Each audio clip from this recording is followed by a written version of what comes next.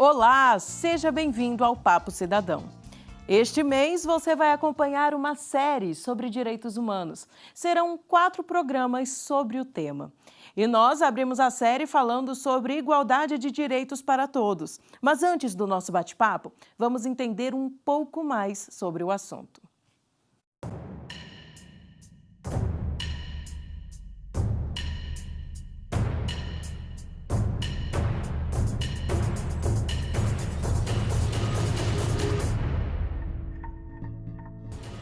Os direitos humanos eles surgem numa proteção muito grande de defesa a partir do final da Segunda Guerra Mundial.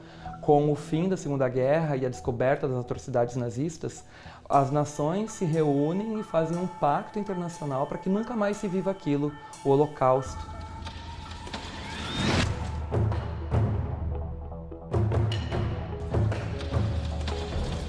Es ist unser Wunsch und Wille, dass dieser Staat und dieses Reich bestehen sollen in den kommenden Jahrtausenden. Wir können glücklich sein zu wissen, dass diese Zukunft restlos uns gehört. A morte, o extermínio da pessoa pelo fato dela ser de uma raça diferente da sua. Então, se começa a proteger de uma forma muito forte em todos os pactos internacionais que se irradiam para todas as constituições, a dignidade da pessoa humana. Direitos humanos não é só direitos relacionados a crime, não. São direitos relacionados a todas as manifestações da existência humana.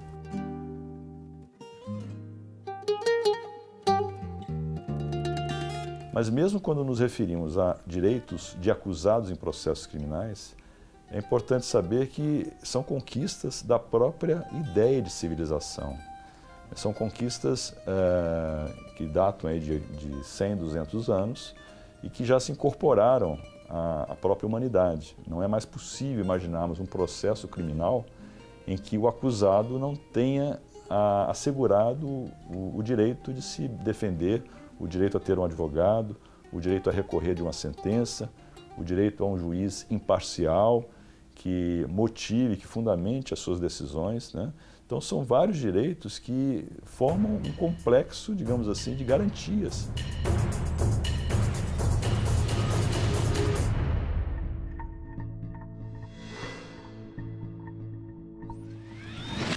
Às vezes as pessoas pensam, falar de direitos humanos, isso aqui é uma conversa fiada. Não, ele está tudo ligado à forma como essa sociedade se organiza, produz a vida, produz a dignidade, porque esses todos são construtos que estão na vida social.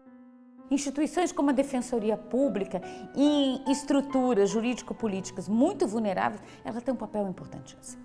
A população, ela encontra na Defensoria Pública, às vezes, a última esperança. Talvez aqui seja o local em que vai ser a ela possibilitado o direito a ter direitos. Seria a sua porta de entrada ao sistema de justiça, que vai lhe assegurar ou lhe garantir aqueles direitos básicos de educação, saúde, que ela não teve acesso universal como deveria ter sido e previsto na Constituição. Então ela busca os nossos serviços e assim nós garantimos a ela o acesso ao sistema de justiça. Quando alguém move uma ação penal, entra na justiça de uma maneira mais popular, né? Ou quando é acusado de um crime ou ré em alguma ação, acusada em alguma ação penal ou civil, a lei estabelece algumas garantias, alguns direitos para ambas as partes, tanto para quem move a ação quanto para quem é acusado. E entre esses direitos estão o direito de ser tratado de maneira igual. Enfim, não há uma parte mais importante do que a outra, não há privilégios de uma parte em relação à outra, ou quando há uma desigualdade muito grande, natural, a própria lei estabelece compensações. É mais ou menos aquela ideia de que os iguais devem ser tratados de maneira igual e os desiguais de maneira desigual.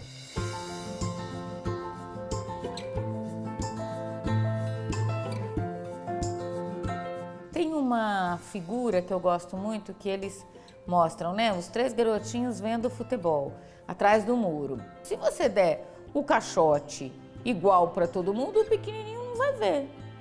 Então você realmente tem que dar um caixote maior porque o menor consiga ver, porque o maior já vai ver, né? Ele só vai aumentar.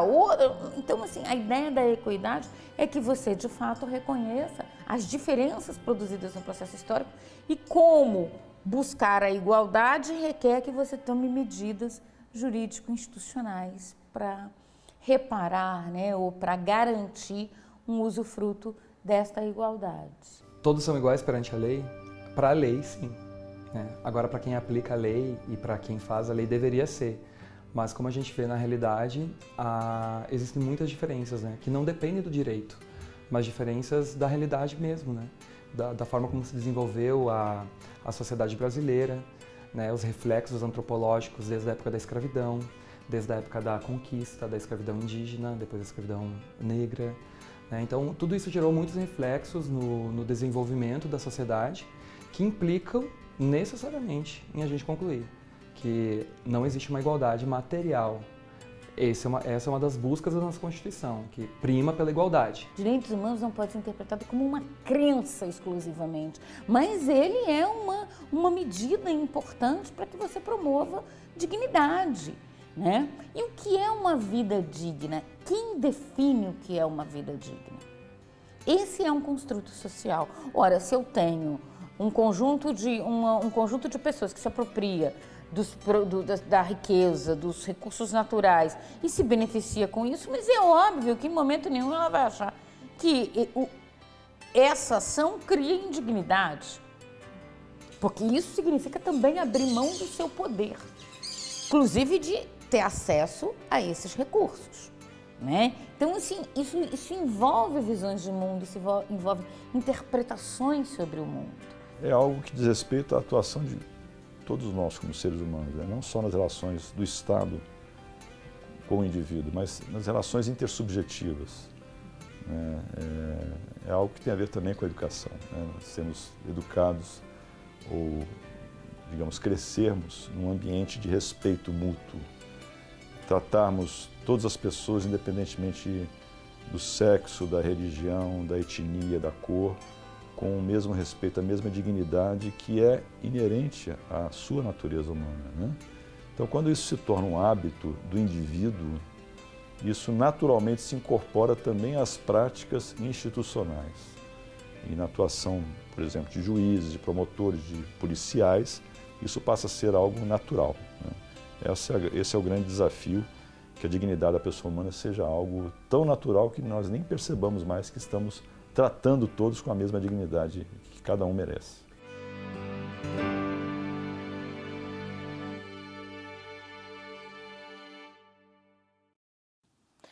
O que você pensa a respeito deste tema? Depois do intervalo, eu recebo o professor do Programa de Pós-Graduação em Direitos Humanos da Universidade de Brasília, Alexandre Bernardino Costa, e o defensor público, Alberto Carvalho Amaral, para um bate-papo sobre o assunto.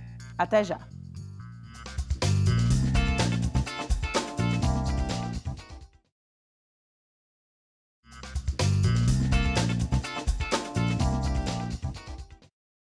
O Papo Cidadão está de volta. Para abrirmos a série sobre direitos humanos, o professor do Programa de Pós-Graduação em Direitos Humanos da Universidade de Brasília, Alexandre Bernardino Costa, e o defensor público, Alberto Carvalho Amaral.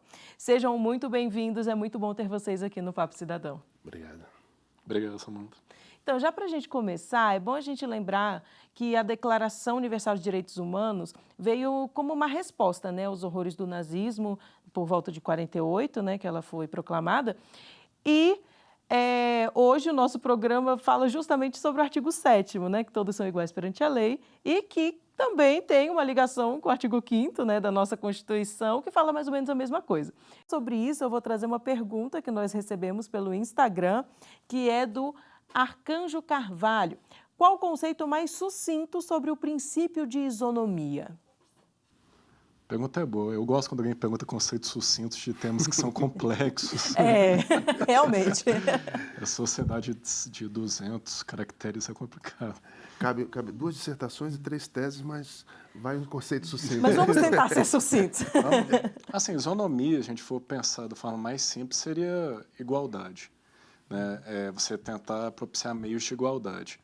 E não é de hoje, na realidade, muito antigo, muito antiga a ideia de que não basta só para garantir a isonomia ou equidade, não basta só você garantir instrumentos formais. Porque eu tenho que levar em consideração algumas características da sociedade, características pessoais, para garantir efetivamente essa igualdade. Então, no direito costuma se diferenciar na igualdade formal, igualdade material, ou igualdade na lei, perante a lei. Se a gente for pensar no conceito de isonomia, o conceito que seja adequado, dar a real possibilidade das pessoas participarem. Né? Conceito assim, que também é um pouco fora dos conceitos jurídicos. Né? Juridicamente, o professor Alexandre, com certeza, ele tem um conceito melhor que o meu. Não. Mas eu acho que a ideia é essa, é dar a possibilidade. Então, quando as pessoas estão no mesmo patamar ou em patamar próximo, você dá possibilidade para elas garantir que elas tenham as mesmas condições de concorrer. Quando há determinadas características pessoais que impossibilitam, que diminuem a possibilidade de participação, então você tem que tratar as pessoas de forma desigual para alcançar uma igualdade, que seria uma igualdade material. Né? Já vou pegar esse gancho aí para trazer uma outra pergunta que nós recebemos pelo Facebook, que é do Renan Augusto Costa. Qual a diferença entre igualdade e equidade? Vai entrar exatamente nessa questão, que é a possibilidade de estabelecer igualdade, que ele tinha dito, e uma isonomia real, uma igualdade formal e uma equidade diante dos fatos. Isso vai gerar uma diferença completa de tratamento na isonomia, que é a igualdade diante da norma, né? que é em relação à pergunta anterior, que é o que o Alberto já estava falando. Quando a gente leva em consideração abstratamente, a gente tem que tratar todos de forma absolutamente igual. O problema todo é que as pessoas não são iguais, os contextos não são iguais, as realidades não são iguais, historicamente as questões não são iguais. A gente tem idades distintas, a gente tem gêneros distintos, a gente tem situações sociais distintas, e a gente tem que tratar juridicamente essas questões de formas distintas. Então, a igualdade, basicamente, seria tratar todos de forma igual. E a equidade seria dar esse tratamento de forma mais adequada. E quais são os mecanismos legais assim, para garantir essa isonomia? Bom, a gente pode olhar no texto da própria Constituição que ela já dá alguns sinais indicativos. Por exemplo, homens e mulheres, em regra, devem ser tratados de forma igual. Mas, a depender da situação, é admitida e é até incentivado o tratamento diferenciado. É conhecido que as mulheres têm dupla ou tripla jornada. Nas populações mais pobres, a gente sabe que, em regra, é a mulher que vai assumir muitos cargos, porque muitas vezes o pai não está. E isso diz muito da criminalidade brasileira, que é uma criminalidade patrimonial, praticada por jovens negros com pais desconhecidos. E, em razão disso, há uma diferença, por exemplo, para a mulher aposentar. Ela aposenta com uma idade inferior a um homem, muito embora a esperança de vida da mulher seja superior à do homem aqui no Brasil. A gente vê, quando a gente conversa normalmente com as pessoas, que quando a gente fala sobre esses instrumentos para pessoas com deficiência, é algo que normalmente é aceitável. Agora a gente está começando a falar mais sobre esses instrumentos para as mulheres e que é algo que as pessoas também já estão começando a aceitar. Outro instrumento que foi tocado foi a questão das cotas raciais. E aí a gente tem um embate, porque muitas pessoas não entendem esse instrumento, né? Eu gostaria que o senhor explicasse isso.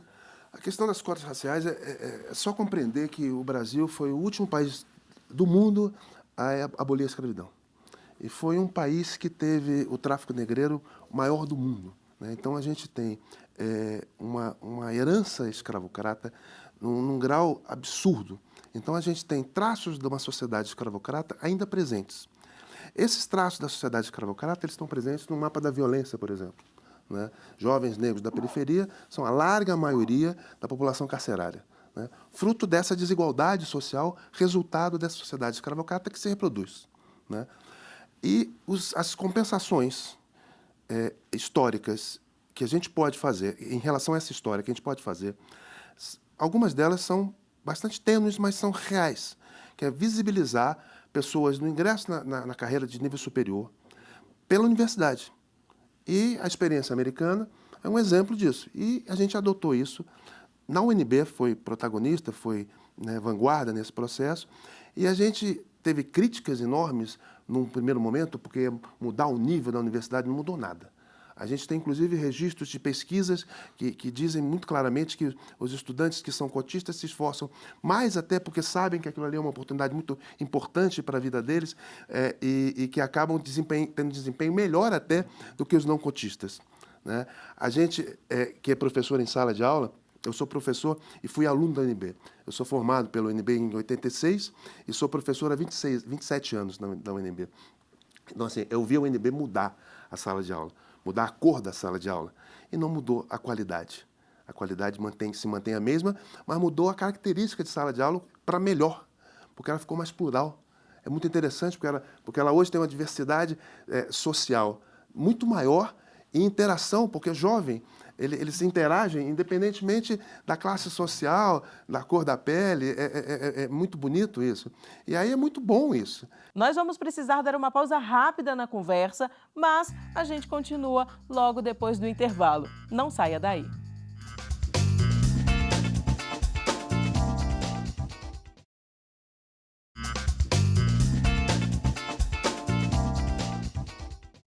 Estamos de volta com o Papo Cidadão. Lembrando que a nossa conversa é sobre igualdade de direitos. Comigo aqui no estúdio, o professor do Programa de Pós-Graduação em Direitos Humanos da Universidade de Brasília, Alexandre Bernardino Costa, e o defensor público, Alberto Carvalho Amaral. Continuando a nossa conversa, eu gostaria de saber se podemos dizer que existe isonomia no sistema carcerário. Bom, não, mas vamos por partes, né? As nossas normas, elas prevêem lá um tratamento isonômico para quem está encarcerado. Hoje, o Brasil ele tem um número significativo de presos. O que talvez nos toque, assim, o primeiro ponto, se há realmente um tratamento isonômico ou não, é quando a gente leva em consideração esses presos, 41% das pessoas que estão presas são presos provisórios. O que é o preso provisório? É um preso que ainda não tem uma definição do título condenatório. Ou seja, ele não tem uma sentença com trânsito. Então, em tese, é possível que ele saia da prisão porque não foi condenado. E é 41% desse total de presos. Quando se fala em superlotação das cadeias, de fato a gente está superlotada, a média de ocupação é 200%, mais ou menos, mas lógico que tem locais que têm ocupação muito grande, e os presídios federais têm ocupação baixíssima, que são os presídios de segurança máxima, RDD, etc. Quando a gente pensa nesses números, a gente não pode esquecer que presos provisórios são presos que o processo está tramitando. E aí, como resolver isso e falar que há um tratamento isonômico para os presos que estão definitivamente condenados, que eles têm vários direitos assegurados pela LEP, pela Lei de Execução Penal, porque a gente acredita, e essa é a base do nosso sistema, que a pessoa ela vai receber uma punição, mas ela vai sair dali melhor, ou pelo menos tem essa crença, né, de que vai sair melhor. E quando você chega num local curto, várias pessoas presas num ambiente extremamente inóspito, ruim, não tem como você esperar algo. A gente tem a terceira população carcerária do mundo. A gente se fala muito em impunidade no Brasil e a gente tem uma punição enorme numa determinada faixa social, né, que ele falou, jovens negros da periferia, para crimes patrimoniais e para tráfico de droga não violento. É importante refrisar isso, tráfico de drogas não violento. Né? A gente tem, assim, 1/3 dos presos por tráfico de drogas não violento. A gente prende muito e prende mal. E submete a uma ilegalidade. Eu tenho um amigo, colega, que é juiz de vara de execução criminal e autor de livros sobre processo de vara de execução e prisão, né, que ele fala, eu cometo ilegalidade o tempo todo, porque eu prendo em locais onde eu descumpro a LEP, a Lei de Execuções Penais, o tempo inteiro. Porque eu digo que eu vou prender num lugar que deveria ter um espaço físico adequado e não tem. Que vai ter banho de sol adequado e não tem, que vai ter atividade de trabalho e não tem, que vai ter socialização e não tem. Ele não vai ser submetido à violência e é submetido. Ele acaba entra com 18 anos, para não ser submetido a uma violência sexual por parte de presos mais antigos, ele entra para uma facção. Essa é a realidade do presídio brasileiro. Qual é o cumprimento de ilegalidade que a gente tem? Qual é o tratamento isonômico que a gente tem? As celas que têm banho adequado, que tem asseio, né, de vaso um pouquinho mais limpo, coisa e tal, tem xerifes que frequentam essas celas. aqueles que conseguem dormir adequadamente, eles têm um status diferenciado na cadeia. Assim, isso é a realidade do sistema penitenciário nacional. Tem como mudar isso? Tem. É só a gente trabalhar a realidade do sistema penitenciário nacional, não para punir mais jovens negros da periferia, para tentar mudar a realidade, por exemplo, dos presos provisórios, para diminuir o sistema de presos provisórios e para enfrentar o tráfico não violento. Não dá para ficar prendendo jovens negros da periferia porque estão com 2 ou 3 baseados, ou com 2 ou 3 pedras de crack. Quando jovens brancos da Zona Sul, com 5, 8, 10 pedras de crack, ou papelote de cocaína, não, é consumo próprio. Tem alguma coisa muito errada no nosso sistema. Nós temos uma outra questão também sobre isso, e foi um vídeo que nós recebemos com esta questão. Vamos assistir agora. Oi, eu sou Gustavo Passos, representante da Rede Corpora Libertar, que é a rede internacional de trabalho com pessoas LGBTI+, privadas de liberdade, e fui consultor do Ministério dos Direitos Humanos, responsável por realizar o diagnóstico do tratamento penal das pessoas LGBT e mais nas prisões do Brasil. Dentro dos padrões de violação, né, que se tem, eu gostaria de enfatizar os padrões para a população travesti e transexual, que são os padrões de violência, né, e de violação. São pessoas que têm cotidianamente sua identidade de gênero negada dentro do sistema prisional, ou seja, o seu nome social não é respeitado, sua identidade de gênero não é respeitada, e são pessoas que estão submetidas diariamente também a violências das mais diversas possíveis, desde a psicológica até a violência física e sexual, tanto a partir das outras pessoas privadas de liberdade, quanto dos agentes penitenciários, que também existem casos que isso acontece. E sobre isso nós lemos relatos chocantes, impressionantes de violências que essas pessoas sofrem nessas unidades, né? Como é que está essa população hoje? Ela está invisibilizada? Bom, eu posso falar aqui do Distrito Federal, né? Dos outros estados, o que eu tenho conhecimento é mais por causa da Associação Nacional e há um trabalho hoje nacional, em âmbito das defensorias públicas, para tentar modificar essa situação. E o que a gente viu aqui no Distrito Federal? A gente oficiou o sistema, né, e foi informada a existência dos transgêneros e de um outro tratamento que não estava muito adequado na sua identidade de gênero. A gente começou a tentar intervenções, primeiramente de forma política, para modificar esse cenário. Porque é muito ruim, nesse ambiente também, ser reproduzida essa violência estrutural, né? E, querendo ou não, o presídio, que é aquela instituição total, ela vai reproduzir com muito mais força, né, muito mais pressão essas violências estruturais que estão do lado de fora. Então, pelo menos aqui no Distrito Federal, o Núcleo de Direitos Humanos da Defensoria ele tem tido uma atenção, junto com o Núcleo de Execuções Penais. Os colegas têm feito visitas frequentes, conversado com todos que estão encarcerados, tentando achar uma solução que não seja tão prejudicial para uma questão tão importante para a identidade deles. E quando a Corte Interamericana de Direitos Humanos atua? Em quais casos ela atua? Bom, a Corte ela pode atuar, né, em todas aquelas violações à Convenção Americana e tratados em que os países signatários sejam participantes, né? A gente teve várias atuações importantíssimas da Corte. Se a gente for pensar talvez na atuação que mais tenha sido divulgada aqui no Brasil, pelo menos na área do direito, foi a que resultou posteriormente na Lei Maria da Penha, que foi o caso da Maria da Penha contra o agressor dela e contra o Estado brasileiro, né? A Maria da Penha ela é diferente do perfil das mulheres que costumam ser atendidas no judiciário, porque ela é uma pessoa com uma renda significativa, ela não era pobre, não era negra, e no judiciário hoje, quando a gente trata de Maria da Penha, a gente trata de mulheres pobres negras, em regra, embora a gente saiba que a violência não é essa, a violência ela é disseminada. E a Maria da Penha, ela sofreu violações inúmeras. O ex-marido dela tentou primeiro ele fingiu o assalto, deu um tiro de espingarda nas costas dela, ela ficou paraplégica, e depois ele tentou eletrocutar ela dentro da banheira, uma semana depois. O caso se arrastou durante uma década de impunidade, ele sofreu uma condenação com uma pena baixíssima, e esse caso chega até a comissão. A comissão, que ela antecede algumas vezes a corte, ela fez uma recomendação para o Brasil, ou seja, a pessoa não chega nem na corte. A própria comissão, ela já fez a recomendação e o Brasil seguiu aquela recomendação e acabou aprovando a Lei Maria da Penha.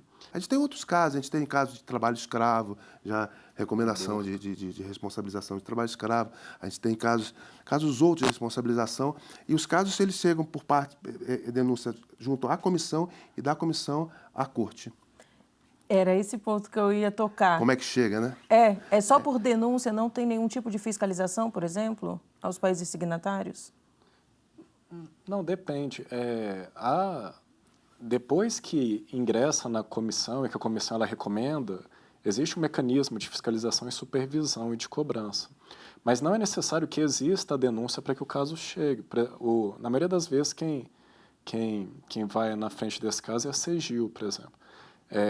A partir de violações locais, esses casos são submetidos à comissão e o próprio país ele pode também submeter a comissão à corte, né, é possível. Mas também ela possui uma função consultiva. E isso a gente não pode descolar nunca quando pensa em direitos humanos, porque direitos humanos não é só punição, é educação. Quando a gente fala na lei de anistia e a gente pensa nas ditaduras e esse período tenebroso que houve no Brasil, em que um grupo se achou no direito de mandar os outros seguirem determinadas pautas a partir do uso da força do Estado, um dos lemas que ressoa e tem que ser ressoados é o nunca mais, é uma educação para nunca mais. Direitos humanos, eles vêm com essa ideia.